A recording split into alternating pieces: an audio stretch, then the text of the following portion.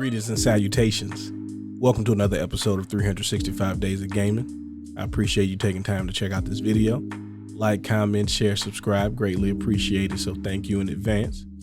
Now, today's episode is a game that I didn't realize was like the first 4-player game that I had a chance to play.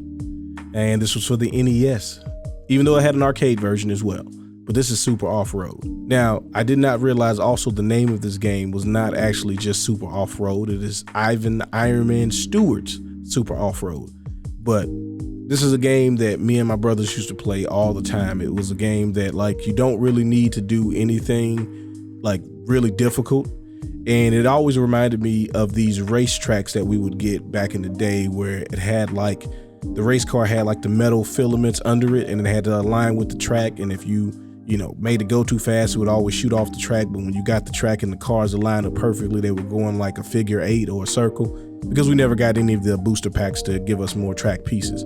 But this game also like always felt the same way like that, so where the handles was very different. So instead of it being like the traditional behind the car or even the cockpit kind of view, you were watching it from far back. Like I said, it felt like you were playing with like micro machines or something like that, where you were kind of zoomed out and looking at everything from above.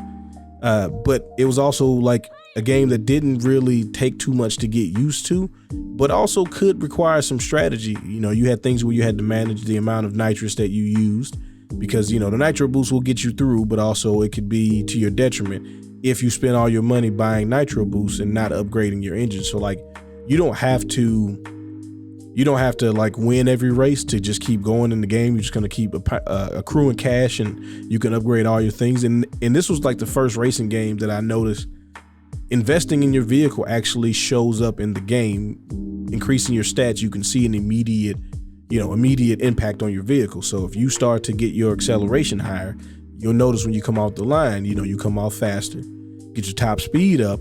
When you start to hit those straightaways, you're able to start pulling away from the computer. Now, there will be some races where I don't know how much the computers get in between races, but sometimes they're like, you know what, we just taking the checkered flag on this one. But you can the computer kind of race is very safe, so you can kind of use that to your advantage. If you're willing to kind of make some reckless decisions and, first or last, Ricky Bobby yourself in the first place, you can do that. And for the most part, you'll be rewarded with taking the gamble. But you can also, try to turn too early and run into the side of the track, or get stuck in the slow part of the track. But this is a game that was just very simple, very easy, very fun. And then later on, I'd see this in the arcade and be like, oh yeah, that's the game we used to have for the Nintendo. And it does look better. The visuals and things like that were much cooler. But to me, it was harder because it was always just a steering wheel attached to like the screen. With the pedals, you have to stand up and press the pedals, and that just felt uncomfortable and awkward for me. So I never did as well on it, and it made me mad because I felt like if we was playing the NES version, this wouldn't be as tough, because I can do that one better. But either way, still always a good time. So if you know about this game, either the NES version or the arcade version, please let me know. If you had some fun times with this. If you had the multi-tap for the NES and you remember playing this game or any other multi-tap game on the NES, let me know, because I thought that was the greatest invention ever. Because 2 players is fun, but 4 players is crazy. And so that would just blew my mind back in the day. Either way, I appreciate you letting me reminisce with you. Y'all have fun. Y'all be safe. Peace.